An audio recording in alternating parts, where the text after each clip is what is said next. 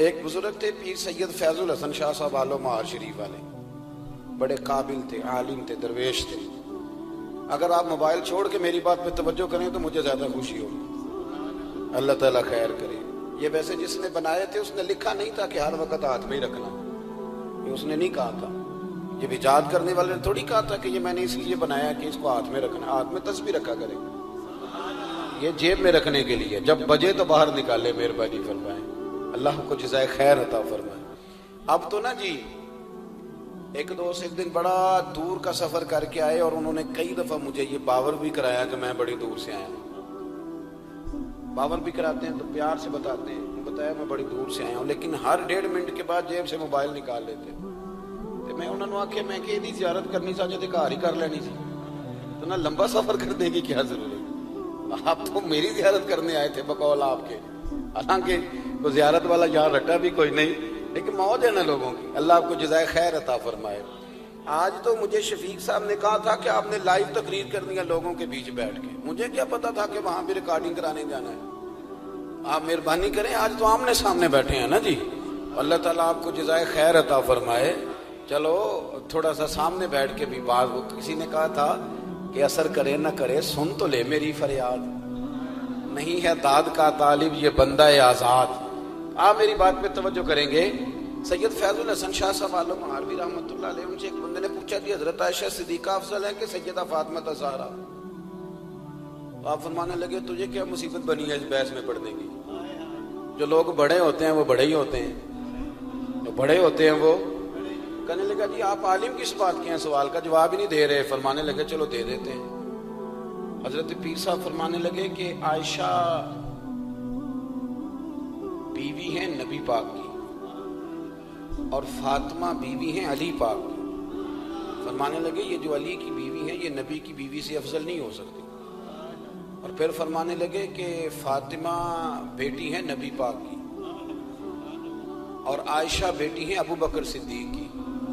تو فرمانے لگے ابو بکر کی بیٹی کبھی بھی نبی پاک کی بیٹی سے افضل نہیں ہو سکتی۔ وہ بندہ کہتا ہے پیر صاحب نتیجہ کی یہ، فرمان لگے گھر جا کے کڈی میں گل دس چڑی ہے نتیجہ۔ بھئی بڑے لوگ بڑے ہوتے ہیں، بڑے لوگ بڑے ہوتے ہیں، تو آپ بڑوں کے کو تولنے کیوں لگ گئے؟ آپ رشک دیکھیں کتنا ہے، وہ آپس میں رشک کر رہے ہیں، تم کہتے ہیں لڑائیاں کرتے تھے، وہ تو رشک کر رہے ہیں میرے بھائی، رشک۔ دیکھیں نا میرا دل کر رہا ہے آپ کو ایک خاص بات بھی عرض کروں۔ حضرت القول البدیع میں نا امام سخاوی نے لکھا ہے، ان کا ذرا آپس میں رشک دیکھیں کتنا ہے، حسد نہیں رشک۔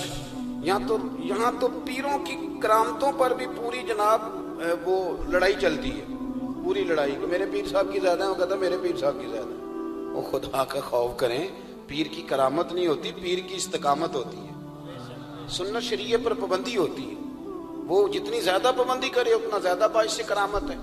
حضرت سیدنا مولا علی شیر خدا فرماتے ہیں، امام سخاوی نے القول البدیع میں لکھا ہے، فرماتے ہیں کہ حضرت عمر کا زمانہ مبارکہ تھا، میرا بڑا ہی دل کر رہا تھا سرکار کی زیارت کرنا۔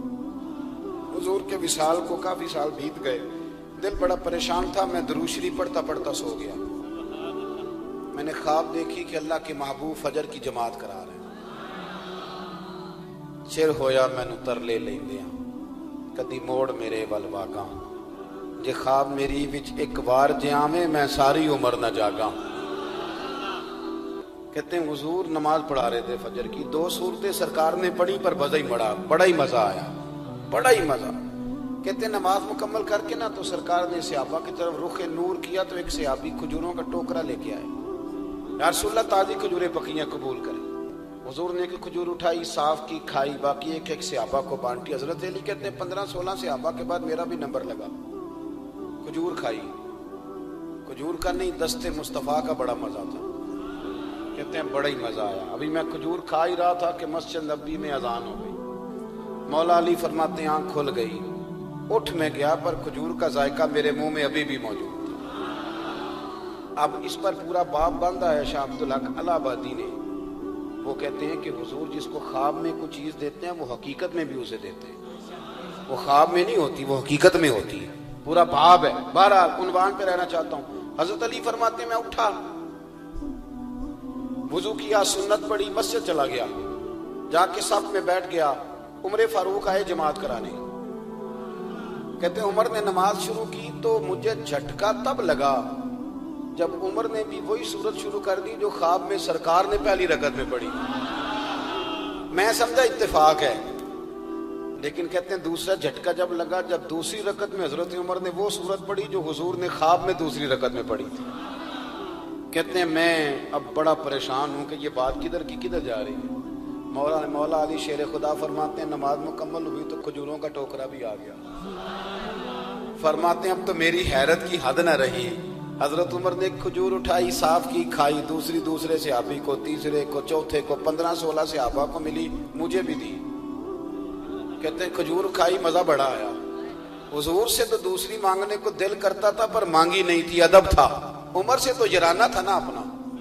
इनका रश्क देखें, आपस में रश्क देखें, असद नहीं रश्क। फरमाते हैं जराना था ना, तो मैंने उमर से कहा यार जरा एक खजूर और देना ना जरा एक खजूर।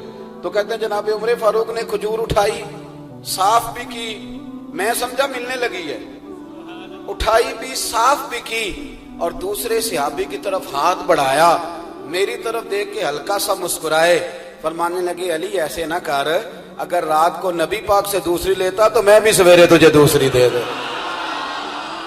हुजूर से दूसरी ली नहीं, नबी पाक से दूसरी मांगी नहीं, तो मैं कैसे दे दूं। ख्वाब मेरी विच आया सी माही तो मैं ओदे गल विच पा लईयां बावां, डर दी मारी अख भी ना खोला, डर दी मारी, मैं डर दी मारी अख क्योंकि आई ये रात विशाल दिवाली, रब्बा ये रात मुक्कन ना देवी, ये रात मुक्कन ना देवी। डर दी मारी मैं अख भी ना खोला किते फिर विछड़ ना जावा। मेरे रसूल पाक के गुलाम रश्क करते थे, रश्क। हजरत अली कहते हैं मैं रोया तो उमर भी रो पड़े। कहने लगे अली जो रात तुझे नवाज के गए वो मेरे ऊपर भी करम फरमा के गए। रश्क करें जिंदगी, खुदारा छोड़ दें असद करना, छोड़ दें एक दूसरे से जलना। अब तो आप यकीन करें दीनदार लोगों का, अहले हक लोगों का जवाब दर जवाब, जवाब अल जवाब, इस तरह हमने उलझाया है चीजों को कि नया आने वाला आदमी कहते हैं कि दीन की असल बात असल में बता कौन रहा, तो मेला लग गया है। कोई कहानी सुना रहा है, कोई बात कर रहा है, उसको गलत कह रहा है। कोई बंदा ऐसा है ही नहीं जो बिल्कुल ठीक हो। हमारे हसद ने इतनी तबाही कर दी, किसी के हक में खैर वाली बात हो। जब आप हसद करेंगे तो बेसुकून रहेंगे। दूसरी बात ये, बेसुकून बंदा पता कौन रहता है। मैंने ये भी आयत पढ़ी है, अला बिज़िक्रिल्लाह तत्मइन्नुल कुलूब। अल्लाह फरमाते हैं याद रहो, रखो, खबरदार हो जाओ, अल्लाह का जिक्र करोगे तो दिलों में चैन हो। पता है बेसुकून कौन रहता है? जो नतीजा अपनी मर्जी का मांगता है। अकीदा तौहीद इस्लामी अकायद की जान है। जब आपने कहा ला इलाहा इल्लल्लाह मुहम्मदुर रसूलुल्लाह सल्लल्लाहु अलैहि वसल्लम, इसका माना यह है कि अब मैं अपने आप को ना अपने अल्लाह के हवाले करता हूं। अब रब गरीबी में रखे फिर भी मैं राजी हूं, बीमारी में रखे फिर भी राजी हूं, सेहत में रखे फिर भी, औलाद दे तो फिर भी राजी हूं, ना दे तो समझे मेरी बात। ये तौहीद है। हम ना ठीक होना चाहते हैं। दोस्त अक्सर आके कहते हैं कोई वजीफा बताएं, तबीयत ठीक नहीं रहती, तो उन्हें कहते हैं सूरह फातिहा पढ़ो। कहते हैं बड़ी देर से पढ़ रहा हूं पर शिफा नहीं हो रही। तो मैं कहता हूं फिर आप अल्लाह की रजा पे राजी हो जाए, फिर अल्लाह की रजा पे राजी रहना भी तो सीखो ना, राजी रहना भी तो सीखो। बहुत सारी बेसुकूनी इस बात की है कि हम ना हम चाहते हैं मेरी मर्जी का सुकून हो, मेरी मर्जी का घर हो, मेरी मर्जी के बच्चे हों। भाई ऐसा ना करें। आप अपने हक में अपने रब के फैसलों को कबूल करें। आप कबूल करें अपने मालिक के फैसलों।